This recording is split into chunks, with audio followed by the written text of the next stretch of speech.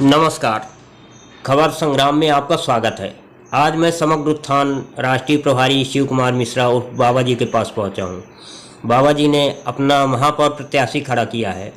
मैं चाहूँगा कि महापौर प्रत्याशी खड़ा किए हैं, आप उनके बारे में थोड़ा सा जानकारी बताएं।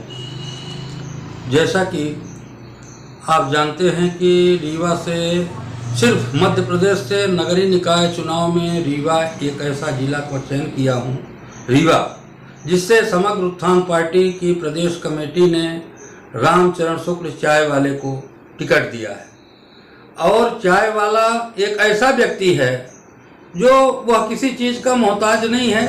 सिर्फ पैसा जरूर नहीं है उसके पास, क्योंकि पैसा की कमी है, फिर भी उसकी मेहनत और उसका श्रम, उसकी ईमानदारी देखकर जो कार्य समिति ने निर्णय लिया है रीवा से महापौर के लिए कि रामचरण शुक्ला को ही बनाए हैं, उसका प्रमुख उद्देश्य है कि वह समय से भी है, आप लोगों के बीच निरंतर ही वह गरीबों की मदद के लिए सदैव तत्पर रहता है। चाहे बिजली विभाग के को घेरना हो या आम जनता फुटपाथियों की आवाज को उठाना हो या किसी प्रकार से गरीब मजदूर की लड़ाई लड़ने के लिए वह सदैव तत्पर रहता है। दूसरा, वह एक समाज सेवी भी है। आप चले जाइए, अभी भी देख लीजिए कि वह चाहे गर्मी हो, चाहे बरसात हो या ठंडी हो, सदैव ही 5-7 मटके उसके दुकान पर फुटपाथ पर लगे मिलेंगे, जो कि वह सदैव ही एक अच्छा काम करता है पानी पिलाने का।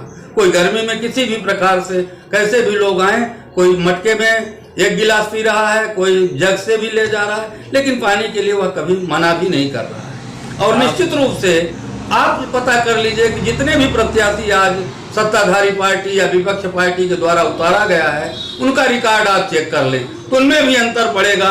पहला ऐसा कैंडिडेट आपको मिलेगा रीवा जिले से महापौर प्रत्याशी का, जिसका किसी प्रकार से न कोई आपराधिक मुकदमा दर्ज है, न ही किसी प्रकार से बलवा या अज्ञानी में, जो कि आज आपको बहुत कम ही ढूंढने को मिलेगा, क्योंकि सभी पार्टियों ने किसका चयन करती हैं? गुंडा का, अपराधियों का, क्योंकि इन्हीं के पास पैसा होता है, इन्हीं के दहशत से लोगों को दहशत दिखाकर वोट हासिल करना चाहती है। और मेरा लक्ष्य या पार्टी का लक्ष्य वोट हासिल करना नहीं है।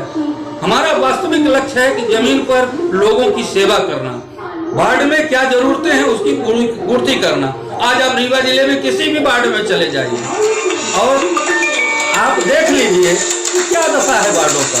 बजबजाती नालियां, चारों तरफ नाली बजबजा रही है, जो कि अभी पानी की पहली खेप है, बहुत कम मात्रा में गिरा है। फिर भी आज शहर की आप देख लीजिए कि क्या दशा है, किसी को छिपी नहीं है। आज यही मॉडल रोड आपको ज्ञात होगा, पिछले 15 वर्ष से लगातार रोज खोदते हैं, रोज बनाते हैं।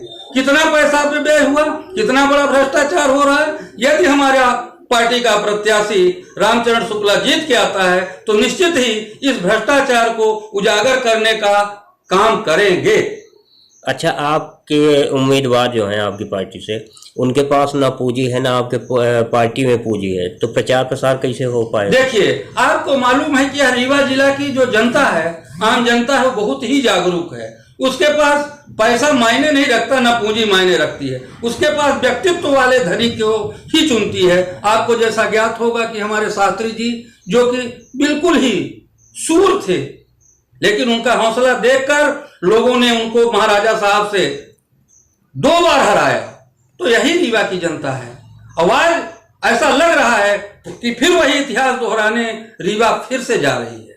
आप थोड़ा समय का इंतजार करें, निश्चित ही संघर्ष जो है एक एक पग आगे बढ़ रहा है, और जो 15 तारीख को परिणाम आएगा वह निश्चित ही चौंकाने वाला आएगा। सिर्फ मैं इतना ही कहूंगा कि जो 15 तारीख को परिणाम आएगा, निश्चित ही सत्ताधारी या बड़ी पार्टियों को एक चौंकाने वाला परिणाम आएगा। कितना पैसा, बाहुबल सब होते हुए भी जब वोट की गणना होगी और जब वोट दिखेगी, तब आपको खुद कहने की जरूरत नहीं पड़ेगी। क्योंकि आज जो वास्तविक आप कह रहे हैं कि हमारी पार्टी के पास ना तो हमने किसी से चंदा लिया है, ना कोई धनबल है। आज तो हम लोग सिर्फ श्रम के माध्यम से एक एक जन के पास जाते हैं। लोगों से यही निवेदन करता हूं कि आप मेरे जो आपका महापौर प्रत्याशी खड़ा किया हूं, उसका आप व्यक्तित्व देख लें। वह व्यक्तित्व का धनी है, पैसा जरूर कम है, नहीं है, क्योंकि आज पर्चा छपाने की भी आवश्यकता है, गाड़ियों की कई पार्टियां हैं जिनकी 5-5, 6-6 गाड़ियां तो दौड़ ही रही हैं, कुछ और दौड़ रही हैं, लेकिन हमने एक ही गाड़ी से प्रचार कर रहे हैं। जन जन से संपर्क, गली गली से हम लोग जो भी हमारे पार्टी के सदस्यगण हैं, कार्यकर्ता रीवा जिला के हैं, हम स्वयं ही हर गली गली, हर वार्ड में जाकर लोगों को बताते हैं और लोगों को समझाने का प्रयास कर रहे हैं, और निश्चित ही इसका परिणाम अच्छा होगा। बहुत बहुत धन्यवाद।